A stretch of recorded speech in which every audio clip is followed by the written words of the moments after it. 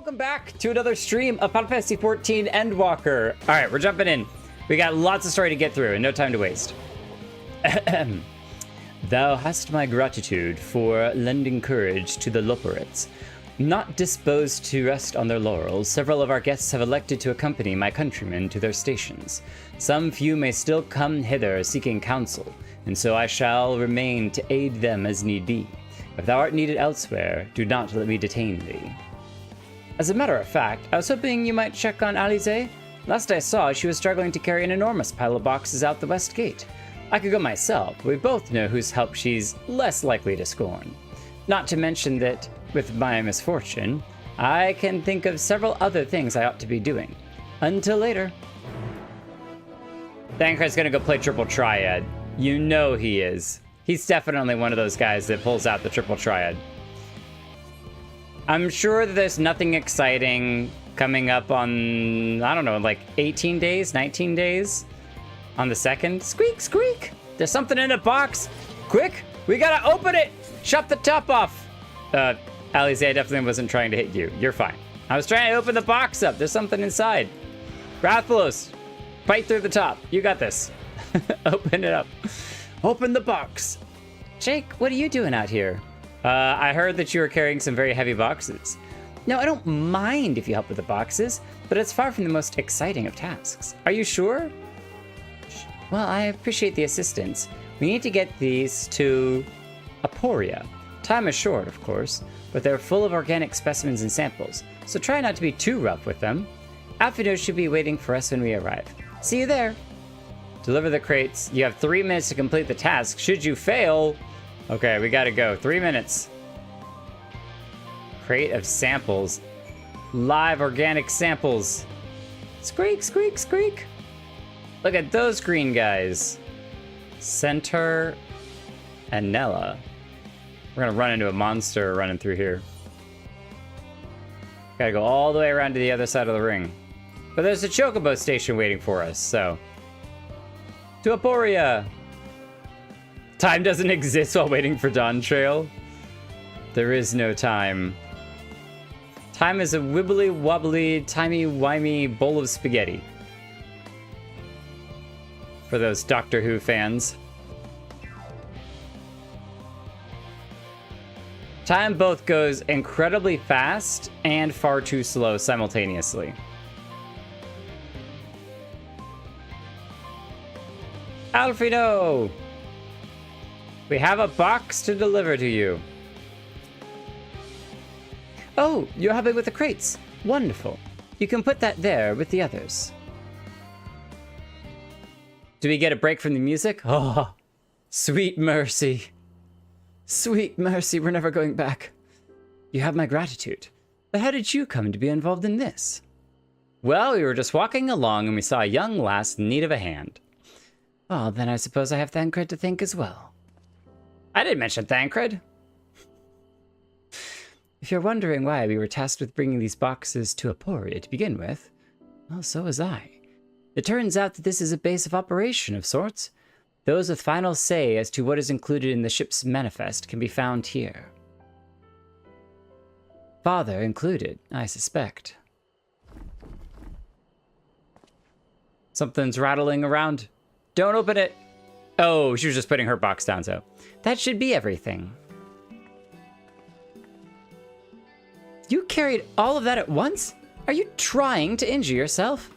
Oh, hush, they're lighter than they look. And not everyone has your delicate arms. I suppose you should let someone know that we finished. I can't believe that Alfredo didn't at least, like, respond in shock. Like, oh, how could you? But that's why he has these sage weapons, is that way he doesn't have to get his hands dirty. He can let his weapons do the dirty work. The Apalden is in the courtyard. We can report to him. Why don't you come along? You should get credit for your assistance, at least.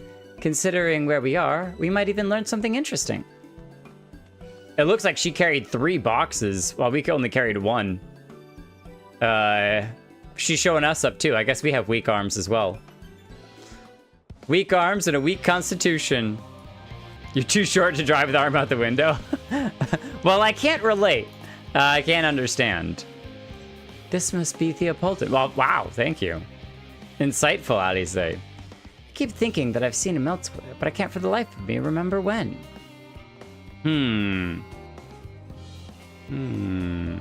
Did we see him in the school? What an interesting earpiece he's got on. Is that the same on both sides? No, it's different. Maybe he was in the council, but with the mask on? It never ends, does it? Oh, what can I do for you? We've brought samples from the Charlene Hamlet, Series 110. The crates are by the entrance. Oh, thank you. I had expected one of my colleagues, but we are dreadfully short-handed. Just a moment. You are Fortuna's children, are you not?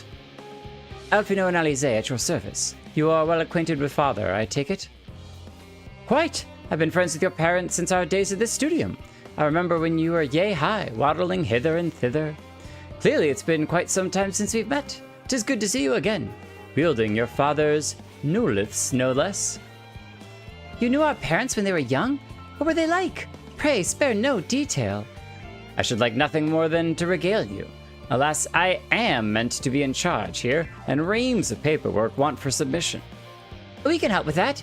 In exchange for the sort of stories our parents would never willingly divulge, of course. Unfortunately, I don't think you can do paperwork. Well, very well then. There happen to be 3 sets of documents in need of delivery, so how about you each take one? We are the paper boy now. Wait, Alfredo's really good at collecting firewood. Wait, right here. We could just use the documents as firewood, right? Run along now. Chocobo just dropped off. You'll find a forum representative waiting to collect these near the southernmost structure. I hope I haven't kept her waiting too long. Never mind Alfino and Alize. I'm certain they'll be back soon enough. All right. Deliver to the south. On the opposite side of here. Speed boost. Yeah, reserved representative. I beat you, Harsh. Are you not one of the Scions of the 7th Dawn? I thought you were meant to be working on the ether burner. Well, we kind of are, but we're kind of not. Have some documents. These documents will tell all. Theopolden's paperwork. I was beginning to worry he had misplaced his quill.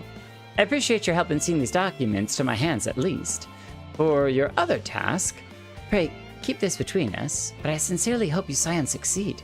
The Exodus is, without a doubt, the most monumental undertaking in the history of the Forum, and so we must be circumspect in all respects. Risk is a privilege we cannot afford ourselves. At its heart, however, Charlene has ever been a nation of the curious.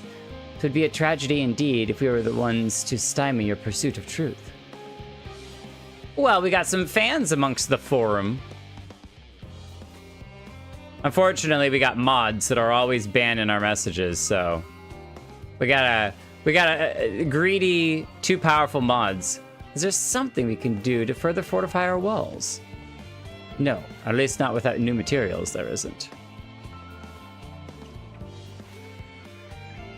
Need more of that elegant tech. Axle, and he's wielding an axle, haha. That's the Ifrit weapon, isn't it, with the horns? Yeah, it's probably the one that glows too when you pull it out. Wait, do we still have the... We do. There we go. If our weapons were ones that glowed, they would be glowing now, but we don't have any glowy weapons right now. Quick and efficient. I dare say you have a talent for this work. The twins' papers only needed to be delivered to elsewhere in the facility, so they should be returning any moment. Hello, Katara. Welcome, welcome. I still love seeing y'all post in the Discord, allo, allo, because I'm always just like, it's allo, allo, just saying hi. And I'm like, why is everyone freaking out about saying hi? I don't understand. I bet it'd be super easy. Barely an inconvenience. We return with not a scrap of paperwork remaining on our persons, you will note. I mean, usually Alphino would keep a journal, wouldn't he? I think he literally has one on his outfit. You both have my thanks, and my apologies for sending you on an errand far below your ambitions. Why, even as a babe, you struggled out of your swaddling clothes and... That is quite enough of that, thank you. It was compromising stories of our parents that we'd asked to hear. To reiterate, We didn't want to hear about us. We wanted to hear about our parents. Of course, of course. I've known your father for so long, I must have something. Well, as you know, part of why the Leveilleur name garners such respect in Charlian is your family's storied history. You two can trace your ancestry directly to those who came aboard Yumcref's Hope, a lineage few can claim. I never thought much of it myself. It's not as though our forebears founded the nation. They were simply there when it happened. Nevertheless, it has traditionally been a point of pride. 'Tis why Yumcref's pronouncement, renounce the ways of war and pursue enlightenment through knowledge and reason, has ever been our family's creed. Until your grandfather's time, aye. Archon Louisoix looked not to Yumcref's words, but his deeds. He asserted in defiance of his peers that choosing to save the great and the small from the rising tides was the true mark of our founder's virtue. Perhaps it was his expertise, his knowledge of ancient prophecy and the fall of civilizations, that led him to conclude that to eschew conflict at every turn was not to consign mankind to his doom. There will ever be conflict, and calamity will follow. Thus, to ignore the plight of those one might conceivably save is not wisdom, it is indolence. You remember his words well. Indeed, Archon Louisoix lived by that personal creed, and used every means at his disposal to bring succor to those in need, Charlian or no. No one loved and admired your grandfather more than his son. Yet, Fourchereau could not reconcile Louisoix's deeds with the philosophy of their forebears and his peers, a philosophy in which he believed so fervently, yet made a pariah of his father. Fourchereau agonized over this contradiction for much of his life. Father? A son may carry his father's blood, but his choices are his own to bear. Is it not always thus? Goodness knows Fourchereau's a cranky old goat, so I'm sure you butt heads often enough. Yet even so, you must know that you are constantly in his thoughts, every moment of every day, and that is not an exaggeration in the slightest. You should have seen him when you were born. Barely recognizable he was, and with a kind of dumbfounded grin I'd not seen since he first took a fancy to your mother. He was practically skipping when he told me the news. Take my word for it, he loves you with an embarrassing degree. Well, that's cute. But he is also frustratingly single-minded.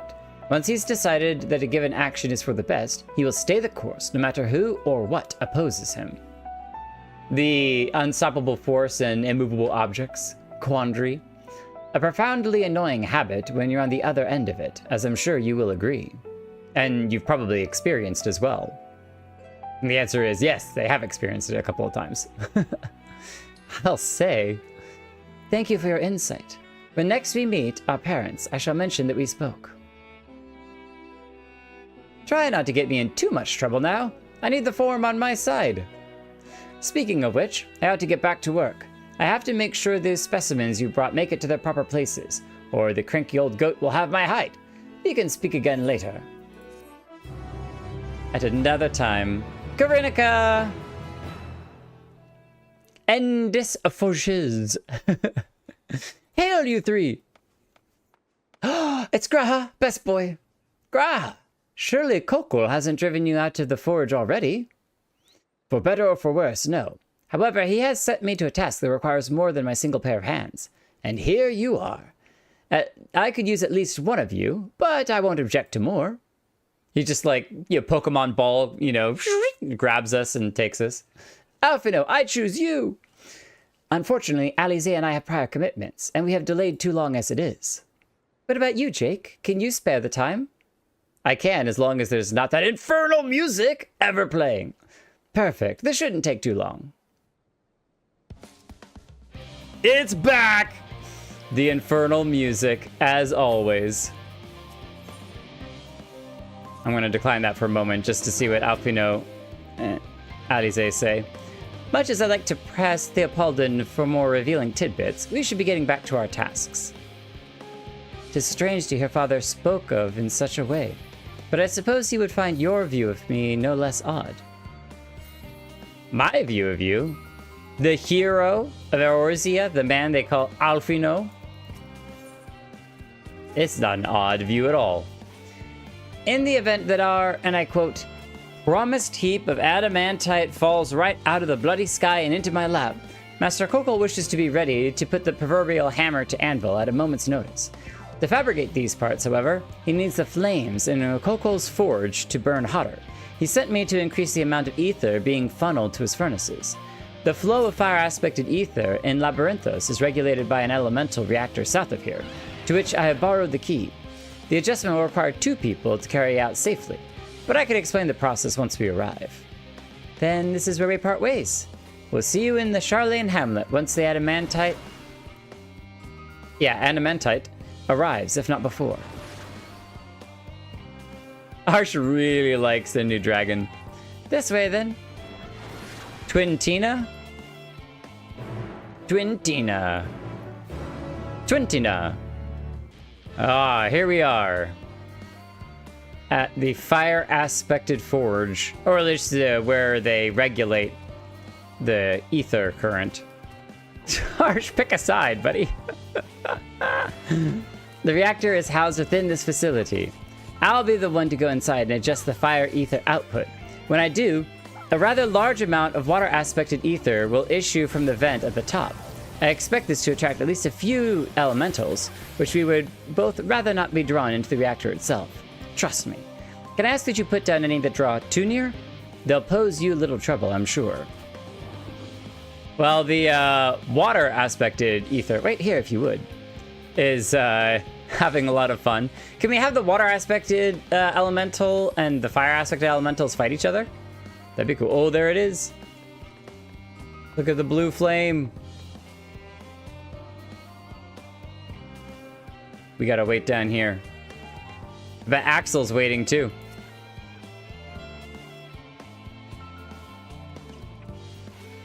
These are the same quest that we are. Wait, this is the fire aspected? I thought they were shooting water. Yeah, they're shooting water. Maybe it's because of the flames are strong, the water aspected ether then shows up in response. It's kind of like an opposites attract sort of thing.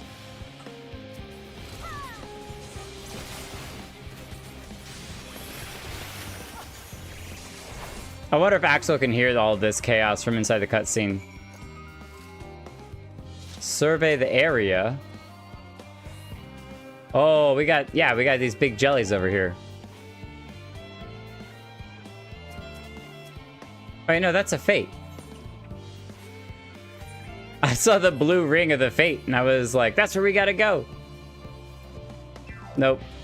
Now everyone's in a cutscene except for me. I want to join the cutscene. We'll all in it together.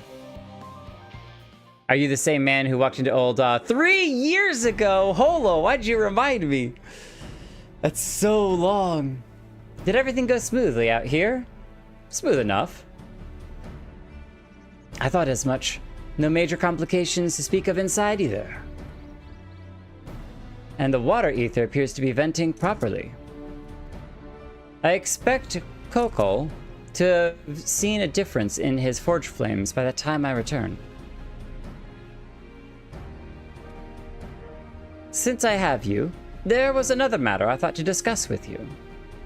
Nothing terribly important, merely something I've been considering. Part of this I shared with everyone, yet you and only you have been to Elpis.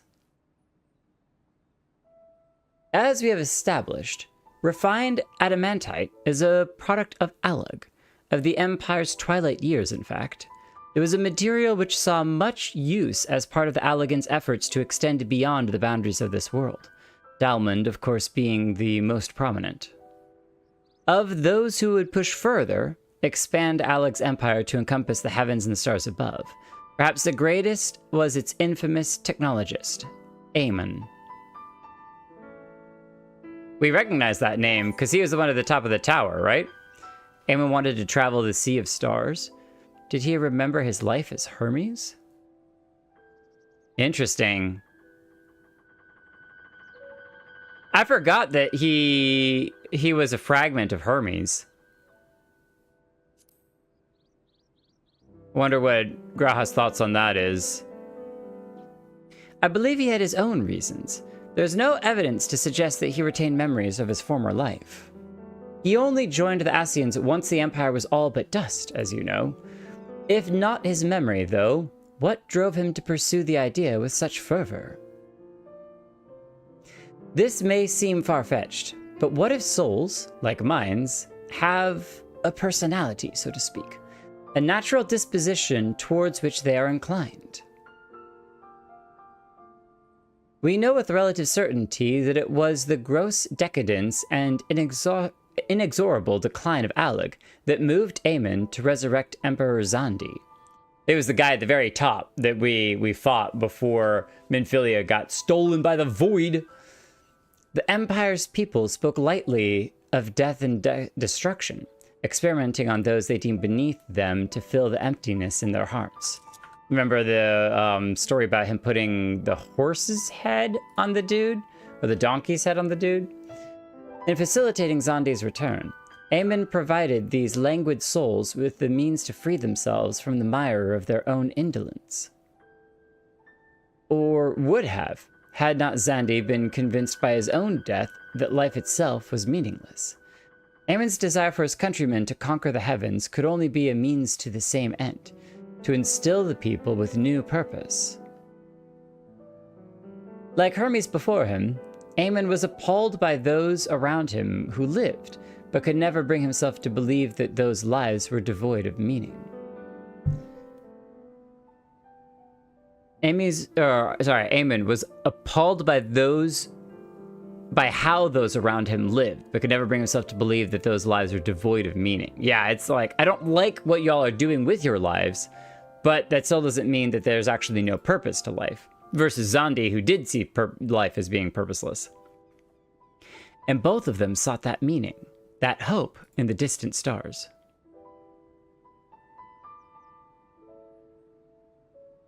Oh, wait, what? Minfilia didn't get snatched during the Crystal Tower raids. That was Yune and Doga, and Nero jumped in after them. Oh. Yeah, I definitely am getting my storylines mixed up then. I thought for sure Minfilia was the one who got kidnapped. Your princess is in another castle. But no, yeah, okay. I do remember Nero. We haven't actually talked to Nero in forever, just like we haven't talked with Sid in forever. I thought for sure that with this whole thing, Sid would have shown up because he is like our research dude. But no, we should have left Nero in there. Remember he was turning into purple crystal something or other, and he just barely got out? Such is my theory anyway. Ultimately, it is the consequences of their actions which matter. Their motives are of no moment. Their motives are of no moment. And yet, to reach those stars on wings of adamantite, to travel to the ends of creation and beyond, the promise of hope everlasting, that much I do understand. But enough musing for now. Why don't we see how Kokkol is getting on?